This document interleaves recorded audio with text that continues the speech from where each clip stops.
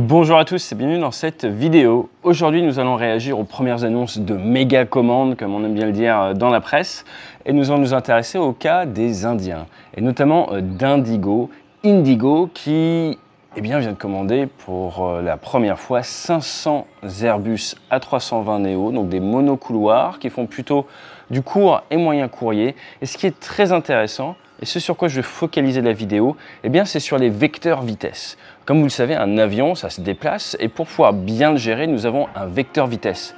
Si vous faites de la simulation de vol, peut-être sur DCS, vous connaissez ce VVI, ce Velocity Vector Indicator. C'est une tendance, un petit indicateur que l'on a dans le cockpit qui nous aide en tant que pilote à mieux gérer notre bilan énergétique, la trajectoire de notre avion, à savoir où on va.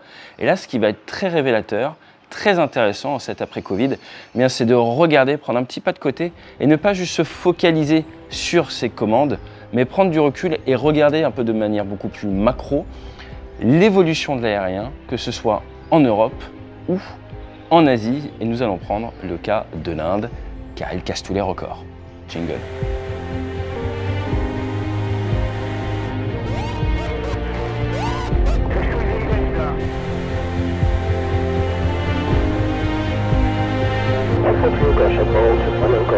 Roger, ball.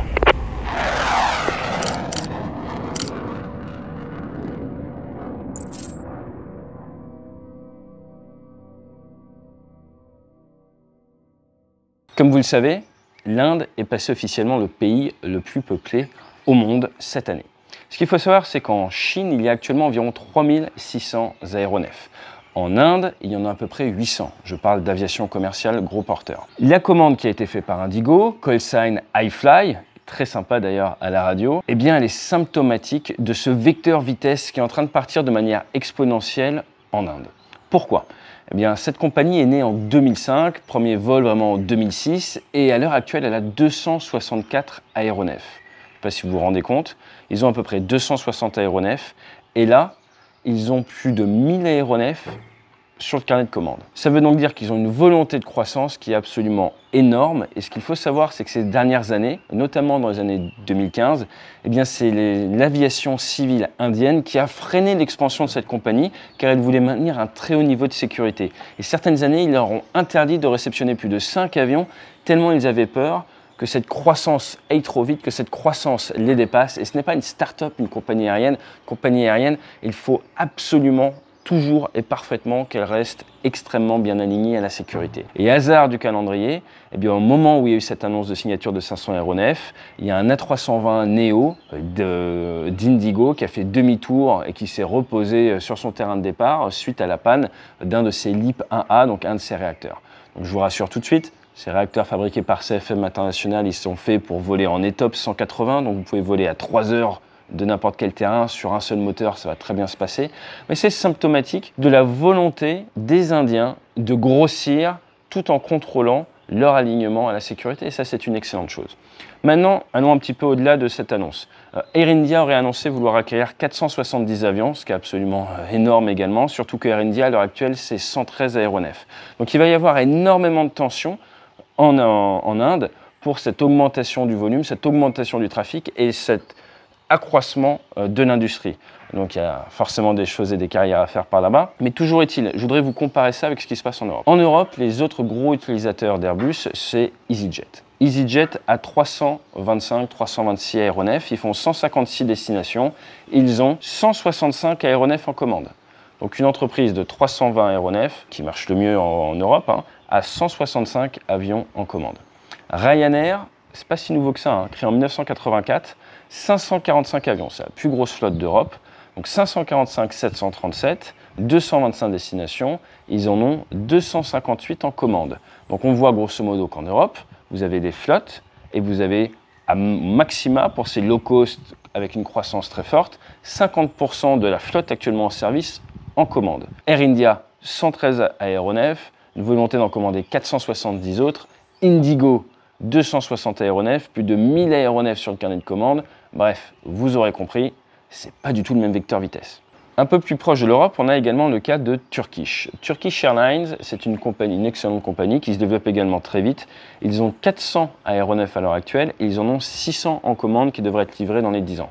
Donc attention, quand on parle d'avions en commande, vous en avez forcément qui vont venir remplacer, mais ça permet également bien de scaler la boîte. Point intéressant, vous avez bien compris que pour le cas des compagnies indiennes, il y a beaucoup moins d'avions à remplacer et en plus ce sont des avions assez neufs. Typiquement Indigo, ils ont des 320 Neo, ils ont des 320 assez neufs. Donc vous l'aurez compris, il faut s'attendre à un énorme accroissement du transport aérien dans ces pays qui sont en train d'avoir un vecteur vitesse absolument incroyable, plein de PC allumé. Comparons un petit peu à Southwest aux États-Unis. Donc Indigo l'année dernière c'était 86 millions de passagers transportés. En 2024 ils en veulent 100 millions. Southwest qui est la grosse compagnie américaine low cost, 737 monoflotte, 121 destinations, 127 millions de passagers transportés Southwest pour voilà, un peu moins de 800 aéronefs et ils en ont beaucoup moins en commande qu'Indigo. Ce qu'il faut savoir, c'est que Boeing et Airbus sont assez d'accord sur le fait que à peu près la demande pour les 20 prochaines années, c'est de 40 000 aéronefs, dont 20 000 seulement vont servir à remplacer la flotte actuelle. Ça veut donc dire que dans les 20 prochaines années, on s'attend à avoir un accroissement par 2 de l'activité aéronautique et ce n'est pas principalement en Europe que ça se fera, c'est au niveau mondial. Donc il y a un grand débat à ce SIAE, à ce Salon international de l'air et de l'espace, sur toute la notion d'éco-friendly et la volonté de l'industrie de tendre vers la neutralité carbone. Ne soyons pas dupes, il est absolument indispensable d'aller dans la bonne direction, de mettre nos talents et la nouvelle génération pour essayer de développer notre industrie.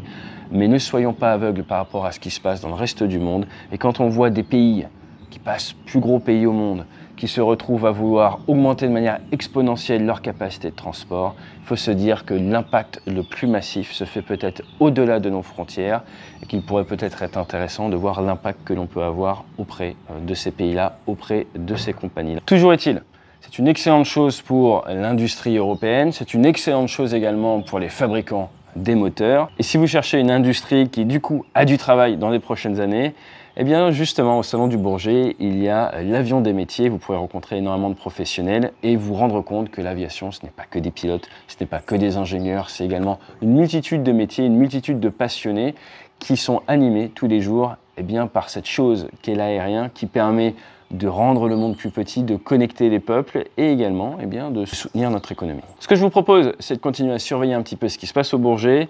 Pour l'instant, c'est Airbus qui prend les grandes commandes. Il est temps de voir si Boeing contre-attaque. Et n'oublions pas qu'il y a également un nouveau joueur sur le marché qui vient de sortir un petit peu du brouillard, qui est situé en Chine, qui ne vient pas au Salon du Bourget cette année, mais qu'il sera très intéressant à suivre. Mettez-moi dans les commentaires si vous voyez de quel aéronef je parle. Excellent salon à vous. À vendredi si vous êtes sur place. On sera là avec toute l'équipe. Débrief facile. On aura les polos et fly safe.